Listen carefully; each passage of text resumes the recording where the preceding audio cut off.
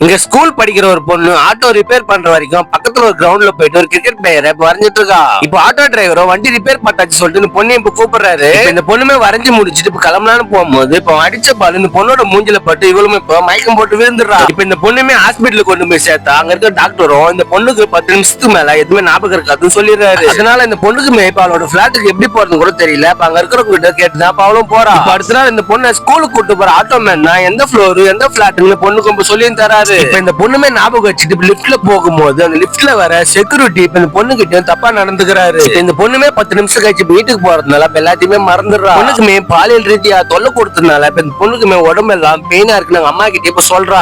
இதேவே அட்வான்டேஜா எடுத்த வாட்ச்மேன் பொண்ணு கிட்ட தினமும் தப்பா நடந்துக்கிறான். இப்ப இந்த விஷயம் தெரிஞ்சு அபார்ட்மெண்டோட செக்ரட்டரி தெரிஞ்சு அவனும் அந்த வாட்ச்மேனை செம்மையா அடிச்சு போட்டுறான். இப்ப ஒரு நாள் அந்த அபார்ட்மெண்ட்ல ஒரு ஃபங்க்ஷன் நடக்குது. இந்த பொண்ணுமே இப்ப காணாம போயிடுறா. இந்த பொண்ணோட அம்மா அந்த அபார்ட்மெண்ட்ல இருக்கிற செக்ரட்டரி கிட்ட சொல்லலாம்னு அவங்க வீட்டுக்கு போறாங்க. இப்ப அந்த செக்ரட்டரி வீட்டுல அந்த பொண்ணோட சத்தம் கேட்கறதால அவங்க அம்மா இப்ப உள்ள போய் பாக்குறாங்க. இந்த பொண்ணு கிட்டே நிறைய பேர் தப்பா நடந்துக்கிறானுங்க. இதை பார்த்ததும் அவங்க அம்மா கதறி அழுகுறாங்க. இப்ப அவங்க கிட்ட போய் ஏன்டா இப்படி பண்ணி சொல்லிட்டு கேட்டதுக்கு இப்ப அவங்களையும் தலையில அடிச்சு அவங்களையும் இப்ப கொன்னுறானுங்க.